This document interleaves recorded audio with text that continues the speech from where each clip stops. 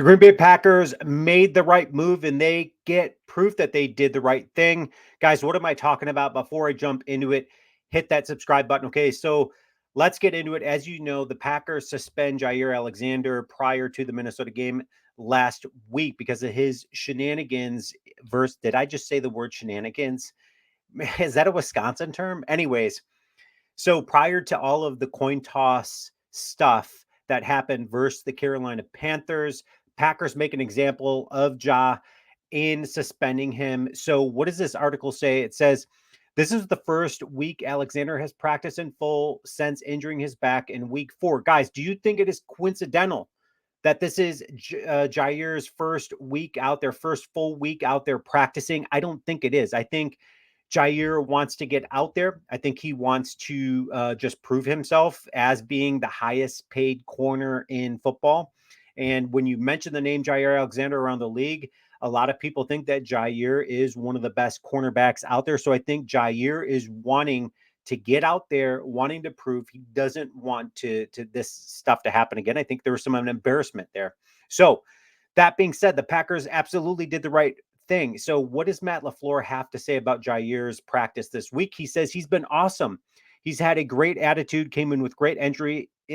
And I've told Ja from day one, he is one of those guys. He's very charismatic. He's got the ability to light up the room. We had a great practice and he's out there flying around.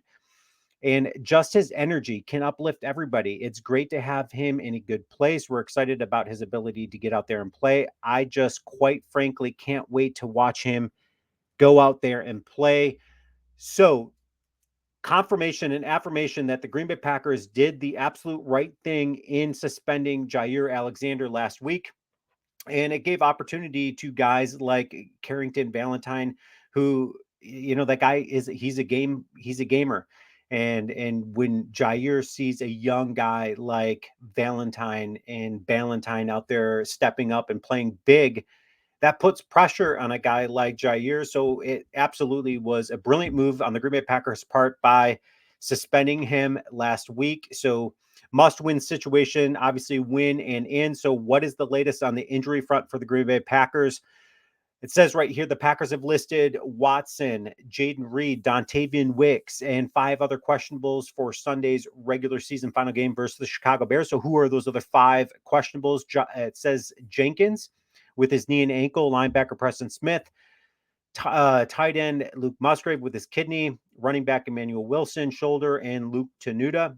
I think, guys, all those names that we just mentioned, I think we can expect to see all of those players out there, which is very encouraging versus the Chicago Bears.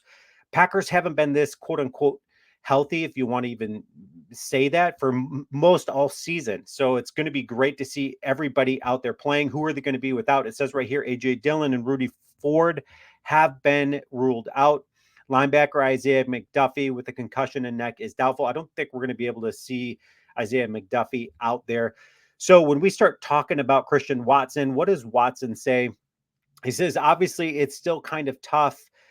It's a tough thing to come back from, and you've got to kind of go with the tempo things up and build them up a bit. Obviously, I went kind of hard the first couple of days, so just kind of give the best chance to go out there on Sunday was to rest a little bit today and make sure that I've done everything to take care of my body and put myself in the best position to hopefully play on Sunday.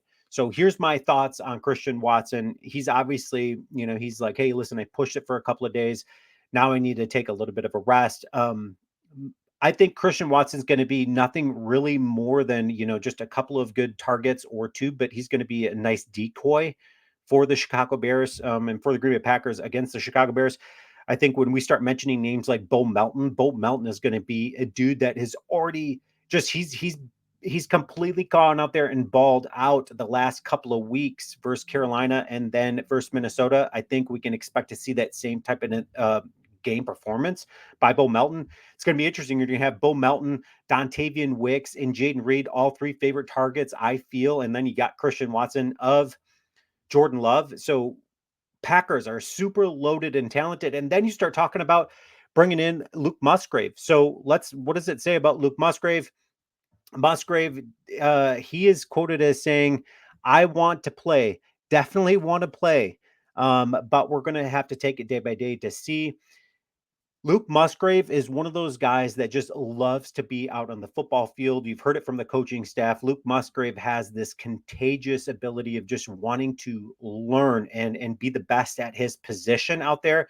So I absolutely love Luke Musgrave, and Tucker Kraft has stepped up absolutely huge. So this is a very good problem to have when we start talking Green Bay Packers wide receivers and tight end front. Packers are loaded, it's just a very bright and optimistic 2024 ahead of the Green Bay Packers when we start looking ahead to this upcoming season. For them, they're already in such a great spot, not even to mention the draft and all of that stuff. So guys, leave your comments. Let me know what you think. I think that the absolute brilliant thing the Green Bay Packers could have done and the right thing they did was suspend Jair Alexander. That seems to have woken him up a bit.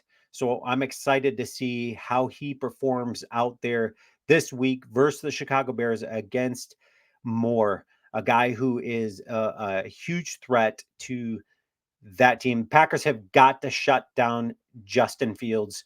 They cannot let him get out there and scramble. Anyways, that's my 2 cents. Go Packers.